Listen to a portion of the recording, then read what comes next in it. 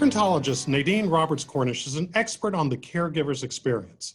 The author of Tears in My Gumbo and her new book, Prayers in My Gumbo, joins us to share her journey and her insights on caregiving.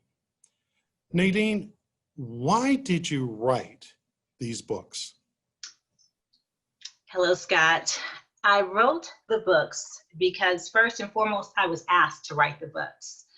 The caregivers that I've been blessed to work with over the last decade have asked me to share their stories because I literally share my perspective of their stories with them. And so it was a direct ask from the caregivers that I've been blessed to work with over the past decade.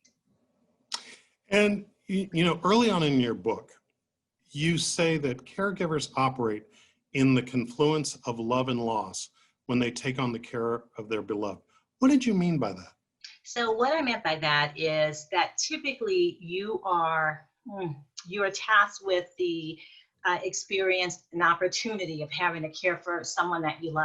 And oftentimes it's a chronic illness. And what you watch during that time frame is the decline. And so what you're doing is you are lovingly caring for that person that you love, but you're also recognizing at the same time that you're losing that person. For example, if you're caring for someone with dementia, which is what I believe to be one of the greatest challenges in caring for a loved one. The person with dementia for a period of time is very cognizant and aware of what's going on. But as things start to change and they begin to decline, they lose their memory. They lose their ability to do the things that they used to do. And so consequently, that's a loss. And that's a grief that begins during the caregiving journey. Now, this book, one person in this book who runs completely through it is your mother. Tell us about your mom and her impact, not only on you personally, but on your work. So if it were not for my mother, I would not be in this line of work. I would not be doing this work. I often say that my caregiving journey with my mom, which spanned the course of 15 years, really was my opportunity and my training ground for the work that I do today. My mother had a multitude of complex chronic illnesses, and most really found it phenomenal that one person could sustain and really still thrive in all that she was dealing and contending with. And throughout her journey, it was one thing after another, Scott. And it was one doctor, one specialist, one diagnosis after another. And my mother hung in there like a real trooper over a 15-year period. And I became her advocate. I became the researcher, the person responsible for figuring out what are they saying? What's the prognosis? What are the other options besides what it is that you're sharing with us? Because we really were fighting hard for my mother's quality of life. And for the most part, we were really victorious in achieving that. But it was a hard-fought battle, for sure. Well, there's a point in your book where you talk about that your mother, at somewhat pretty far in on that journey, came down with breast cancer, correct? Absolutely. The last 6 months. Stage 4. Yes. Stage 4. And that, even though you had been providing care for so long, through all the challenges that she had, something about that diagnosis and that new condition presenting itself really seemed to throw you for a loop. What happened there? So my mother had been hospitalized that year 7 times for primarily for severe anemia. She was constantly having to go in for blood transfusions. And I was constantly asking, is there something else going on? We definitely have a strand of cancer that runs through our family. Does my mother have cancer? And they kept saying, no, she does not have cancer. And so in September of that year, when finally we actually observed a mass on her breast and took her in to have that biopsied, it was cancer, and it was already stage 4. And that was particularly devastating because we had been so actively involved in her care, 2 doctor visits a month and 7 hospitalizations in the course of that year. And so it was pretty devastating to get that particular diagnosis, because at that point, my mother was no longer a candidate for chemo or radiation. She had already had as much as she could have. And so we literally had to simply live with the diagnosis and the prognosis. You talk to, in the book, you use stories. Absolutely. The book in pursuit of explaining what you consider to be the 5 steps of conscious caregiving. Tell us about these 5 steps and what they mean to people as they go through them. Well, Scott, in my own journey, I had to come to an understanding of the process and what I was going through during the process and retrospectively. After my mother had transitioned, and literally my mother probably had been gone maybe 30 days before when the phone started ringing, and it was other caregivers calling to ask questions, ask advice, ask for resources and information, because they knew that I had just really ended a very long journey. And I was surprised that, like, I kind of lit up when the phone rang and when I got to support other people. And I found that it allowed me to continue to talk about my mother, which allowed me to keep her legacy very much alive. So that was the unexpected gift. And then the unexpected gift of really recognizing that with a public health background, and then with a very fresh experience of having supported my mother through her journey, I really was in a position to positively support and help other caregivers. And literally, I guess I took about another month and ultimately a year to just simply take care of myself and really decide, how do I go about starting a business to support family caregivers? And from the very first caregiver that I supported, constantly I was asked to share their stories, because part of the therapeutic process of supporting the caregiver was reminding them of what they had successfully accomplished, reminding them constantly, as even though you're challenged, you are doing well through this process. The 5 steps of conscious caregiving came in when I recognized that there was this pattern that was pretty continuous throughout, no matter who the caregiver I was working with and supporting. And so the 5 steps of caregiving starts with helplessness, the very first step. Most caregivers find themselves in a state of helplessness, not quite knowing what to do, where to go, or what's next, because in many instances, the journey is an unexpected one. The next step after helplessness is recognition that you don't know what you don't know. And when you realize you don't know what you don't know, you're much more receptive to just simply asking. I am in a state of not knowing about this particular, this entire process that's happening. I don't know it and I don't understand it. And I'm okay with that. I recognize that. Then we move to the next step, which is process. Process is all of the different stages and steps of understanding, learning what you need to learn, understanding that the importance of advocacy, and in addition to that, recognizing that even though you are very receptive to caring for the person that you need to care for, you also understand that your self-care must come first, right? And then understanding that a spiritual process is necessary in this journey as well. And from process, we go to acceptance, accepting that we are not in control, because we absolutely are not. And when we're caring for a loved one who's critically or chronically ill, we're not in control, and we have to accept that. And then surrendering to the inevitable, surrendering to the fact that this is not our will, this is not our doing, it just simply is, and we are at peace with that. Interesting, you use gumbo as a sort of a metaphor for your journey. What is it about gumbo that speaks to you, that addresses this experience that you went through yourself, but you've shared with so many others? So Scott, you gotta know that gumbo is in my DNA. I'm from New Orleans, born and raised through and through, and gumbo was an integral part of my growing up. It's been an integral part of my adulthood.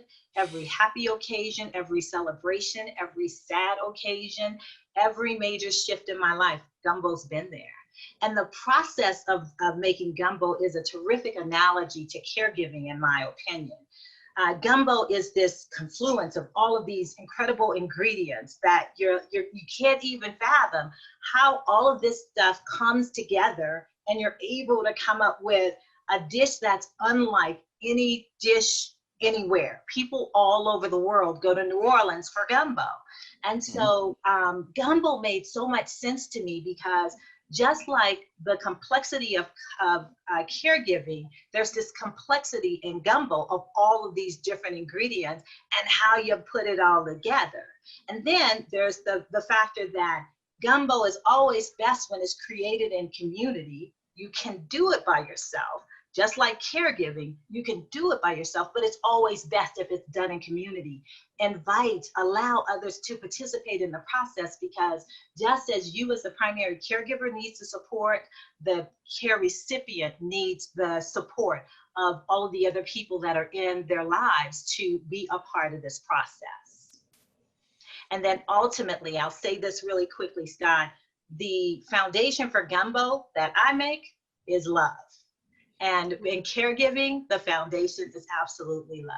It's why people do what they do. They make the sacrifices that they make because of the love. In the difficult moments you speak to in the book, Tears in My Gumbo, that you cannot outrun grief. Yeah. How is it that we as human beings attempt to deal with caregiving that sometimes ignores rational self-care and we end up hurting ourselves?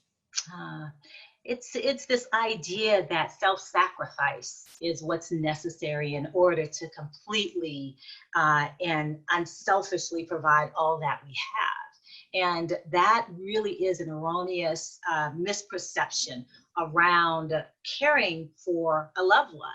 Really and truthfully, and I say it all the time, and I have a lot of stories in the book that stresses the importance of self-care over all care. Because if the person who's providing the care fails to take care of themselves, ultimately somebody's going to have to step in and take care of the original care recipient, and now you're going to become the one in need of care because you didn't take care of yourself. You didn't make yourself the priority. So it really is, when I think about the 11 years now that I've been doing this work, Scott, I think it's the thing that makes me keep going when I get tired, and when I think, well, maybe, my time doing this work is up. The thing that makes me keep going is the fact that there are so many caregivers out there who need to be encouraged, who need to be taught how to make themselves the priority in the caregiving journey. Interesting. I'm curious, we're talking about how to make oneself a priority during the caregiving journey. What are some of the biggest mistakes that we all tend to make when we become caregivers? We forget that caregiving is what we do. It is not who we are. I think that's probably the biggest mistake. One of the stories that I talk about in Tears in My Gumbo is the sisters who were caring for each other. Right? They were up in age. They had made the decision in their late 70s that if anything happens to one or the other, one would take care of the other. And they put their affairs in order. They got an attorney. They had all of the paperwork taken care of. And when life happened, they were ready. They were so prepared, Scott, that literally they were taken to court by a family member, and the judge had to rule in the sisters' favor because they had done their homework. They had put their affairs in order and seen to it that all of the I's were dotted and T's were crossed. And it was a beautiful thing to experience. But the self-care of they were twins, so I can't say of the older one, but the primary caregiver, her self-care was paramount. and she would not sacrifice her self-care. She was willing to bring in the additional support that was needed so that she could take care of her sister, but she would have help with caring for her sister. And she would have time during those times when the professional caregiver would come in. She would take off and she would spend time doing all of the things that she still loved to do. And it was just a beautiful thing to witness. And I use that example all the time, that self-sacrifice really is not the ticket. Too many caregivers, Scott, actually die before the person they're caring for. And it's the one thing that keeps me committed to doing this work, because I really am committed to seeing to it that caregivers thrive in this journey. There's so much joy. There are so many blessings that that you receive as a result of making this commitment, and the expansion within yourself and who you are, who you become, because you said yes to this amazing experience is pretty, it's a pretty phenomenal experience. And, you know, I really encourage caregivers to make themselves a priority, because when they're able to do that, they're able to really experience the joy in the journey. Well, you talk about opening oneself to the experience and experiencing that joy. At the same time, particularly in the story of the sisters, there was dissension within the family where they actually had to go to court and have it adjudicated. What advice would you give to us who may be the caregiver, and we have expectations that other members of the family were going to step up as well, and frankly, the reality doesn't meet the expectations, and we're all in it by ourselves? Yeah. So I really talk about releasing the idea, right? The perfect idea. You have to release that, because you don't know how other people are going to respond. You don't know if they're going to show up, keep their word, and do what you think they ought to do under the circumstances. And so I always remind the primary caregiver of the assignment, and that for whatever reasons, you were the person who said yes to this particular assignment of being the primary caregiver. And it really is so much more healthful and helpful if you release the resentment that you might have, which is human and understandable, but release the person from the expectations that you have. And when you do that, what happens is that somehow the universe opens up the opportunity for other people that you never expected, people that you didn't even know, who will actually show up and be a really powerful influence and instrument in the caregiving journey, and a great support to you. Because, you know, for many reasons, there are many family members who should and don't. And what you have to do in the caregiving journey is simply bless and release that and move forward. When the moment of life presents itself where we are going to have to start to assume greater responsibility for providing the care for a loved one, what types of resources should we be seeking, and where should we be going to find them? So it first starts with whatever that diagnosis is. Like if you're just caring for an elderly loved one, AARP is a great resource for caregiving services that are available. If you're dealing with a loved one who has dementia of any form, Alzheimer's Association is the absolutely best resource. I don't care where you live. The Alzheimer's Association has a 24/7 helpline that's available across the country. You can call and you will speak to a professional who will support you and help you through whatever the challenge is, even if it's happening at 3 o'clock in the morning. Support groups are an amazing support for family caregivers. Since the pandemic, I have been supporting family caregivers Monday, 3 o'clock Mountain Standard Time via Zoom. Caregivers across the country hop on that call, and for an hour, they are supported, they are encouraged, they ask questions, and they share their experience so that they know that they're not alone. And it's always interesting listening to other caregivers, listening to their stories and hearing what they've gone through, because what those stories and experiences really help to inform you. And oftentimes it makes the caregiver feel better about their situation. Well, sometimes you feel like you're up against the world, and you spend a lot of time on issue advocacy, whether you're up against a healthcare system, an insurance company, the government. What are the core ingredients, to use your gumbo analogy, to successful advocacy? So understanding, first of all, that advocacy is your right and it is your responsibility as you care for your loved one. Number one. Number two is recognizing that most systems have a default of no. So no is typically the first answer that you're going to receive. I share with my clients to expect the no, to expect it, to welcome it, and to get ready for that all important ingredient, which is appeal. Appeal is just a natural part of the process. No is the default. You prepare to appeal. You expect it. It's not a problem. You are going to complete the necessary paperwork. You're going to make the necessary phone call so that you can appeal the decision. You are your loved one's advocate. And I really invite people to enjoy the process, because it's not easy, and it's not designed for a smooth transition. It really is designed for stops and starts. And so if you realize that that's what's going to happen, then you're better prepared and more equipped to handle it. So you wrote Tears in My Gumbo, and it's both story and guidebook for the journey. And then you wrote this new book, Tears or Prayers in My Gumbo.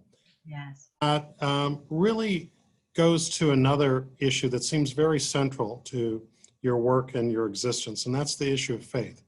What has faith meant for you in terms of your work and your own journey? So in my personal journey, without faith, without tapping into a spiritual base of source, I could not have gotten through the journey. It was very, very difficult. It was extremely stressful, and it was over a 15-year journey. And so with a lot of incredible challenges, like I said, I didn't know it at the time, but it really was a training ground for the work that I do every single day. As I support other families, I truly have come to understand that there is something so intrinsic within you that you have to be willing to give of yourself in order to care for a loved one from whatever the stage of diagnosis is until they take their final breath. That really is, it really forces you to tap into a spiritual source.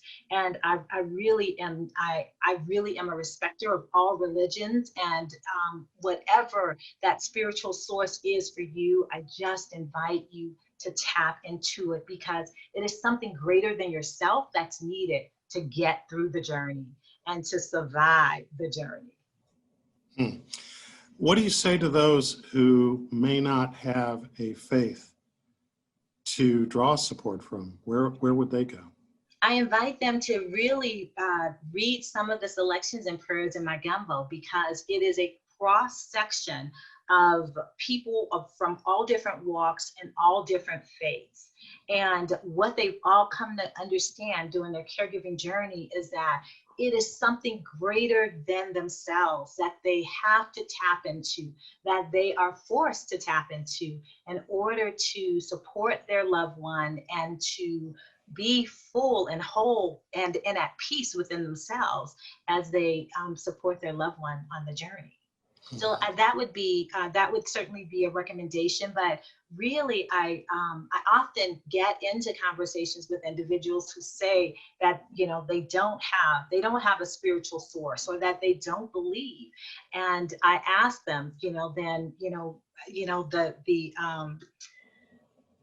the questions that I ask them, what matters to them. Right.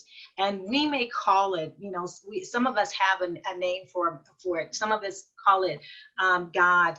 Some of us call it Allah, whatever the title is, or whatever, whether it's a universal being, whatever it is that you refer to it as, the recognition that there's something greater than yourself is really kind of an invitation that you are extended in this journey, because of course we're dealing with life and death issues, and we are really dealing with our purpose. And when we dive into those things, Scott, it forces us to go deeper and to really seek answers for ourselves. And I think we'll leave it there. The books are Tears in My Gumbo and Prayers in My Gumbo. Both guides to dealing with the journey and the joy of caregiving. Thanks to you, Nadine, and much success in your work. Thank you so much, Scott, for having me. And that's our show. Thanks to our guests, and thanks to you for watching Studio Sacramento. I'm Scott Syphax. See you next time right here on KVIE.